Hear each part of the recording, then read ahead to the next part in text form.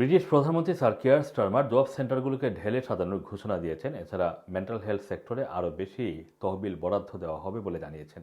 এর মাধ্যমে অনেক বেশি মানুষকে কাজে ফেরানো হবে। প্রধানমন্ত্রী জানান যে লেবার পার্টির সরকার ফাংশন করছে না উত্তরাধিকার সূত্রে এমন একটি সিস্টেম পেয়েছে, তাদেরকে বেকারত্ব এবং অর্থনৈতিক নিষ্ক্রিয়তার মতো বড় সমস্যা মোকাবেলা করতে হচ্ছে। তবে বাস্তবে সরকারের ধরন কী হবে সেটা স্পষ্ট করেনি সরকার। এছাড়া সিক পের মতো পেমেন্টগুলিও আগামী বছরের আগে শুরু হবে না।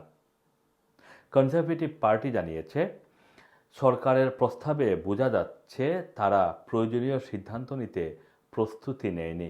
গত মাসের বাজেট ঘোষণার পর ব্যবসায়ী গোষ্ঠীগুলো তীব্র প্রতিক্রিয়া ব্যক্ত করেছে।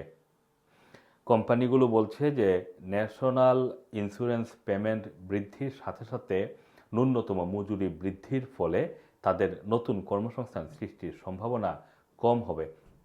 এতে শেষ পর্যন্ত যুক্তরাজ্যের অর্থনীতির প্রবৃদ্ধির সরকারের টার্গেট পূরণ কঠিন হবে। কিন্তু চ্যান্সেলর রেচেল রিভস তার সিদ্ধান্তের পক্ষে মত দিয়েছেন।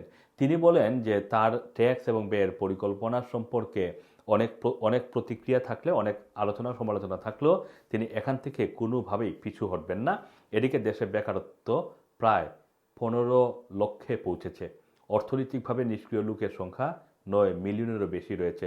সরকার বলছে যে তরুণদের অবশ্যই জব অথবা ট্রেনিং যে কোনো একটাকে বেছে নিতে হবে।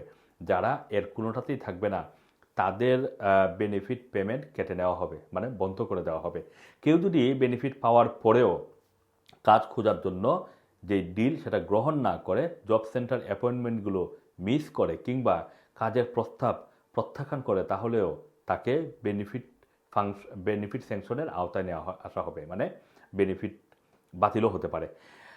সরকার এমপ্লয়মেন্ট রেট তার বর্তমান রেট থেকে 75% থেকে 80% পর্যন্ত করার প্রতিশ্রুতি দিয়েছে। এটি বাস্তবায়ন করা গেলে আরও প্রায় 2 মিলিয়ন মানুষকে কর্মক্ষেত্রে আনা সম্ভব হবে। Work and pension secretary Liz Kendall 20টি এনএইচএস ট্রাস্টে অর্থনৈতিক নিষ্ক্রিয়তা কমাতে তহবিল ঘোষণা করবেন। এতে বর্তমানে অসুস্থ হয়ে থাকা আরও বেশি মানুষকে কাজে ফিরিয়ে আনার প্রচেষ্টা চালানো হবে।